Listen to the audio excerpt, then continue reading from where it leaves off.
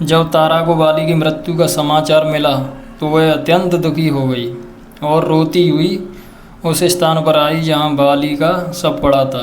तारा और अंगद बाली के शव से लिपट कर बिलक बिलक कर रोने लगे।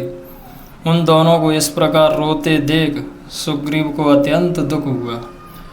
उसके नेत्रों से अश्रु बहने लगे। तारा बाली से लिपट कर विलाप कर रही थी। हे आर्यपुत्र, आप जैसे पराक्रमी वीर की राम ने छिपकर हत्या कर गए अत्यंत निंदनीय कर्म किया है। हे नाथ, आप मौन होकर क्यों पड़े हैं? आप अपने पुत्र अंगद को किसके सहारे छोड़ गए? देखिए वह किस प्रकार से बिलक बिलक कर रो रहा है। हे आर्यपुत्र, आज आप ऐसे निर्मोही कैसे हो गए? हे स्वामी, आप मुझे और अंगद को किसके भरोसे छोड़े जा रहे हैं? सुग्रीव, आज तुम्हारा मनोरथ सफल हो गया। अब आनंद से राज्य का सुख भोगो। आज मेरे पास पुत्र, ऐश्वर्य सब कुछ होते हुए भी मैं विधवा के नाम से पुकारी जाऊंगी। संसार में तिरस्कृत जीवन व्यतीत करूंगी। पुत्र अंगद, अपने धर्म प्रेमी पिता का अंतिम दर्शन कर लो। यमलोक जाते हुए अपने पिता का हाथ जोड़कर अभिवादन करो। देखो स्वामी, आपका पुत्र हाथ जोड़कर आपके सामने खड़ा है, उसे आशीर्वाद क्यों नहीं देते? आज आपने इस युद्ध रूपी यज्ञ में मेरे बिना कैसे भाग लिया? बिना अर्धाग्नि के तो कोई यज्ञ पूरा नहीं होता। इस प्रकार तारा नाना प्रकार से विलाप करने लगी।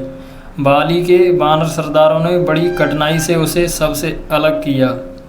धनुष धारण किए राम को देखकर तारा उसके पास आकर बोली, हे अमल कमल दल लोचन राम, आप वीर तेजस्वी धर्मात्मा और महान दानवीर हैं। मैं आपसे एक दान मांगती हूँ।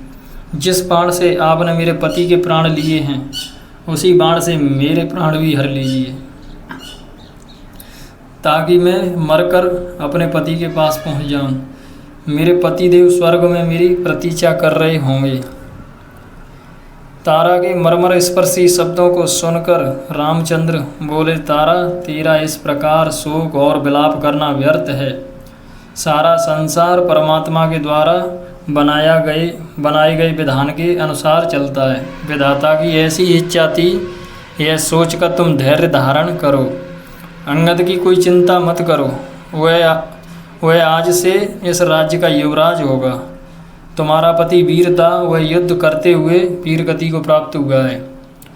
यह तुम्हारे लिए गौरव की बात है। शोक तजकर रोना बंद करो। रोने से दिवंगत आत्मा को कष्ट पहुंचता है। इस प्रकार राम ने तारा को अनेक प्रकार से धैर्य बनाया। फिर वे सुग्रीव से बोले, हे वीर, तारा और अंगद को साथ ले जाकर अब तुम बाली के अंतिम संस्कार की तैयारी करो। अंगद, तुम इस संस्कार के लिए घृत चंदन आदि ले आओ। और हे तारा, तुम भी शोक को त्याग कर बाली के लिए अर्दी की तैयारी कराओ। इस प्रकार रामचंद्र जी ने सबसे कहे सुन कर बाली के अंतिम संस्कार की तैयारी करवाई। बाली की शव यात्रा में बड़े बड़े योद्धा और किष्किंधा निवासी रोते बिलखते शमशान घाट पहुँचे। स्त्रियों के करुणाजनक विलाप से संपूर्ण वातावरण शोकाकुल प्रतीत हो रहा था। नदी के तट पर जब चिता बनाकर बाली का शव उस पर रखा गया तो संपूर्ण वातावरण एक बार फिर करुण चीत्कार से गूंज उठा। तारा पुनः बाली के शव से लिपट गई। वह चिता पर ही उससे लिपट कर विलाप किए जा रही थी। बड़ी कठिनाई से तारा को बाली के शव से अलग किया गया। अंत में अंगद ने चिता को अग्नि दी। जब बाली का शरीर पंच तत्व में विलीन हो गया तो श्री रामचंद्र जी ने लक्ष्मण, सुग्रीव, अंगद एवं अन्य प्रमुख वानरों के साथ मिलकर उसके लिए जलांजलि दी।